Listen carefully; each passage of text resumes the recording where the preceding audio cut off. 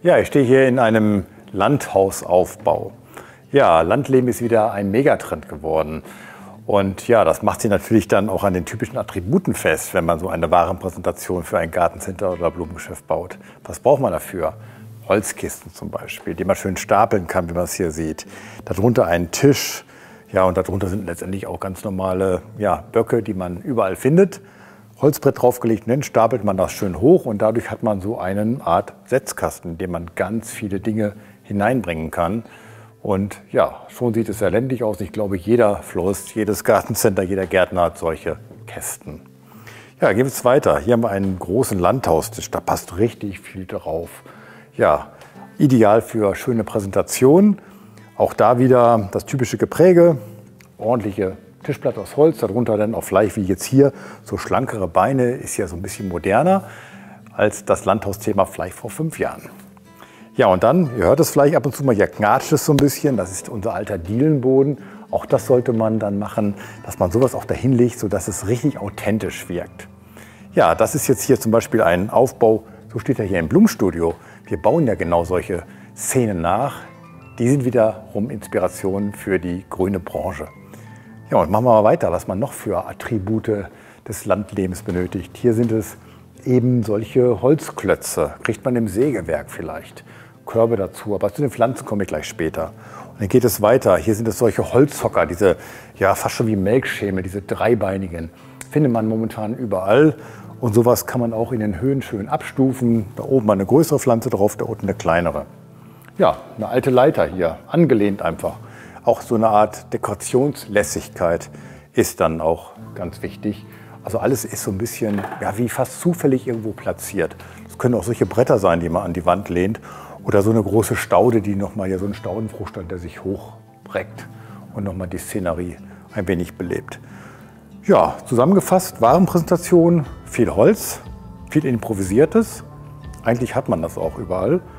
Aber es ist ein bisschen zeitgemäßer geworden, so durch gewisse Dinge, eben diese dünnen Beine hier bei den Böcken oder bei dem Tisch. Dadurch wird es etwas anders als sonst. Ja, und jetzt schauen wir uns mal die Produkte, die wir hier dekoriert haben, ganz genau an. Schauen wir uns, was die Produktwelt betrifft, erstmal wieder unser schönes Regal hier an. Ja, ich fange hier oben mal an. Hier haben wir so eine Rexbegonie. Ein Gefäß aus selbstgemachten Rindenstücken. Oder hier daneben ist es dann so eine Art Grasfaser umwickelt. Das sieht schon sehr ländlich in diesem Moment sofort aus. Und diese Pflanze passt schön da rein, auch mit den Blättern, also sehr lebendig, weil die Farben sind ja auch so ein bisschen gedeckt, sind ja nicht so ganz schreiend. Also sehr schön, auch hier so ein nettes Label nochmal, was so informiert über die Pflanze selber. Und solche Etiketten helfen oft zu verkaufen. Ja, gehen wir mal weiter. Hier ist die Tradescantia hier in so einem runden Gefäß mit Fäden umwickelt. Auch wieder haptisch sehr schön, wie so ein Handschmeichler. Aber das Schöne ist diese Tradescantia. Man verbindet sofort damit die gute alte Zeit. Also ich kann mich auch noch entsinnen, meine Oma hatte immer eine. Man kann ja dann so einen Ableger abnehmen, ins Wasser legen, kriegt sofort Wurzeln oder in die Erde, geht auch. Also auch das ist so, die Einfachheit der Pflanze, wie man sie auch vermehren und anziehen, weiter züchten kann oder kultivieren kann. Also schöne kleine Geschichten auch für Kinder. Also ich mag sowas und wie ich es euch jetzt erzähle, bindet sowas mal ins Verkaufsgespräch ein oder stellt ein Schild auf. So kann es aussehen. Hier ist die größere Variante dazu. Oder hier die Mühlenbeckja, auch sowas Krautiges. Also das ist auch schön in den Trend, also was so kriecht und sich windet. Ja, und dann haben wir hier die Fahne, die Pteris. Und das ist eine schöne Idee, wie wir das so gestaltet haben, mit der Rinde und einer Baumscheibe. Schönes Glasgefäß, auch in so einem Senfton. Rinde hier positioniert mit so einem, Strick oder mit so einem Draht, der hier umwickelt ist, mit dieser Sisalschnur befestigt. Und schon hat es ein ganz anderes Gepräge. Und das funktioniert mit so einem Farn. Das sieht gut aus. Fahne passen ja auch mit ihrer Wirkung sehr botanisch gut in so einen Trend. Aber es könnte jetzt auch zum Beispiel Kräuter sein. Also wenn man das Jahr mal so durchdenkt, jetzt hier so der Farn, später im Jahr vielleicht, wenn die ganzen Kräuter da sind, geht man so da rein und im Herbst baut man es ganz anders auf. Dann nimmt man vielleicht Erika oder Kalun oder sowas dazu und im Sommer kann man auch Lavendel nehmen.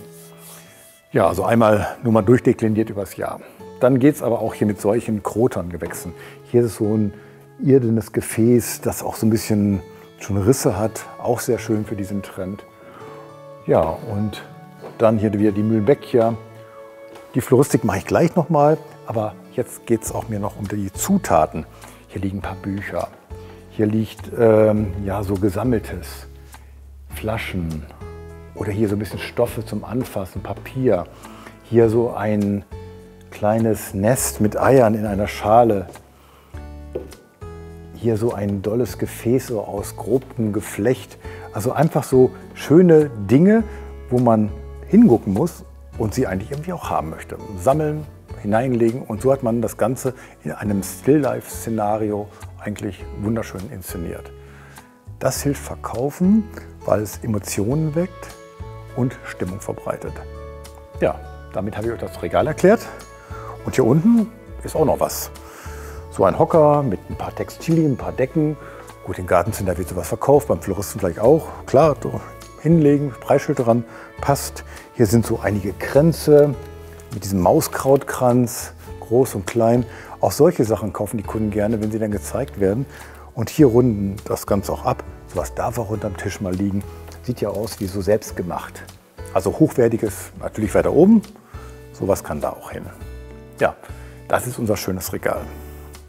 Und jetzt gehen wir mal hier vorne direkt hin auf die Baumstämme. Da haben wir diese schönen ländlichen Körbe, grobes Geflecht. Andere Trends hätten dann wieder feine Geflechte, aber hier ist die Rustikalität gefragt, grob. Und da sehen wir diesen schönen Laurus, den Lorbeerbaum, passt schon mal sehr gut, ist ländlich. Eine Geranie vielleicht dazu. Und wenn die richtige Saison mit den Geranien losgeht, gibt es kein Halt mehr, da passt ganz viel. Farne, wie man das hier so sieht, auch in so einem schönen, groben Gefäß, noch was Geflochtenes dazu.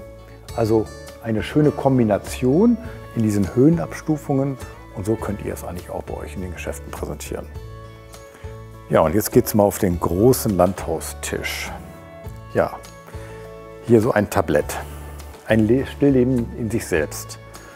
Der Farn, ein schönes Gefäß, auch sehr interessant, Keramik mit so groben Strukturen, auch sehr schön anzufassen. Hier so ein Solanumgewächs, das könnten auch im Sommer Tomaten sein oder andere Sachen. Aber sofort verbindet man mit den Beeren irgendwas Ländliches, Erntezeit vielleicht. Ja, und dann auch so Still-Life wieder, was zum Binden, einfach mal so Knoll dahinlegen, sieht auch sehr schön aus. Hier etwas heller, hier ein Ei, ein paar Blätter drunter. Ja, und man kann das eigentlich ständig wechseln und neu wieder beleben. Machen wir hier mal weiter, wie gerade abgestellt, als wenn gleich die Gäste kommen. Geschirr, darunter ein Set. Und sehr schön hier die Knollen und Zwiebeln. Da gibt es so schöne Sachen. Hier die Amaryllis, hier die kleine Tulpenzwiebel, die gerade so keimt. Sofort verbreitet sich irgendetwas Schönes damit, weil da keimt ja die Natur, die kommt jetzt. Gerade im Frühling sehr schöne Spielereien. Ja, und wenn man so weitergeht, hier so eine schöne Vase. Auch das kennen wir so aus den 60er, 70er Jahren. Das kommt jetzt alles wieder. Ein paar Trockenblumen dazu. Dieser Trockenblumentrend, der ist noch lange nicht vorbei. Aber es darf auch gerne so lässig eingestellt sein. Ja, und dann bin ich bei den Krügen. Schön auch hier dieser Terrakotta-Krug mit der Glasur hier oben. Also das Rotbraune. Kann auch Lehmbraun sein, dann wäre es ein bisschen gelblicher. Aber eine schöne Kombination hier auch mit diesen ganzen Textilien wieder und Papieren. Auch mal was Gestapeltes. Und dann bin ich hier vorne schon bei ein paar schönen Inszenierungen mit der Blume. Einzeln eingestellt. Unten drunter eine kleine Holzschale. Auch das ist ein schönes floristisches Produkt, auch wenn es jetzt nicht aufwendig gebunden ist. Es passt einfach so in seiner Einfachheit, in seiner Lässigkeit. Und gerne auch so im Zweier-Set oder Dreier-Set. Viele Kunden, glaube ich, nehmen es auch gerne so mit, weil es in dieser Kombination zu zweit oder zu dritt sehr schön aussieht. Ja, hier habe ich auch nochmal ein schönes gesammeltes Werk von Textilien und Fasern. Ihr seht auch diese Farben. Ja, ich will das jetzt alles gar nicht vorstellen. Also ich glaube, jedem ist das jetzt klar, was da passt. Und es gibt so tolle Produkte mittlerweile, die alle mit Labels und Nachhaltigkeit ausgezeichnet sind. All das gehört dazu. Auch genau dieses Schild dazu, dass man den Verbraucher informiert, wie diese Kollektion, die man präsentiert, auch wirklich zusammengestellt ist und welche Vorteile sie mittlerweile hat. Denn das hilft mittlerweile auch verkaufen. Ja, hier wieder Fahne. Wir haben das hier sehr stark aufgebaut, dieses Fahnenthema. Auch wieder ein schöner rustikaler Topf. Und in dem Fahnenbereich gibt es richtig tolle Sorten. Und es ist auch schön, wenn man gerade mal so eine Produktgruppe als Pflanze auch mal besonders pusht.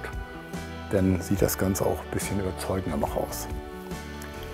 Ja, und hier haben wir dann eine große Fahneninszenierung. Und ich gehe gleich mal hier rüber zu der, denn da stehen so viele schöne Sachen auf diesem Schild.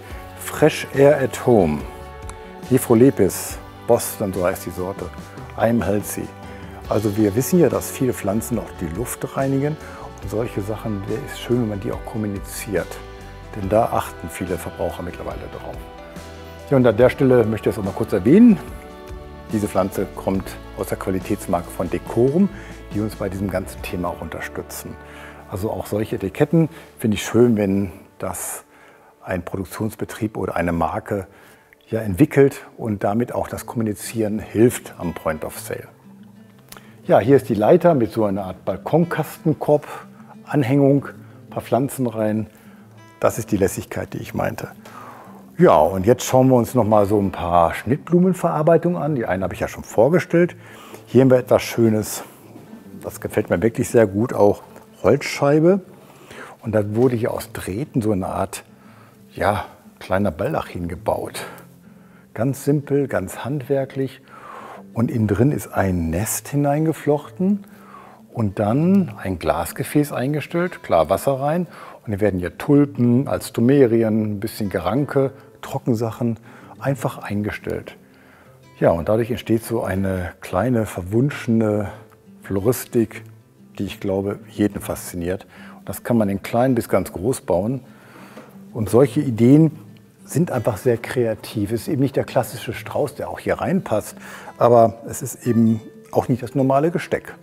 Damit müsst ihr auch arbeiten. Davon brauchen wir jetzt keine Massen machen, aber es setzt auf jeden Fall schöne kreative Akzente und zeigt, dass wir Floristen auf jeden Fall ein handwerkliches und kreatives Können beherrschen.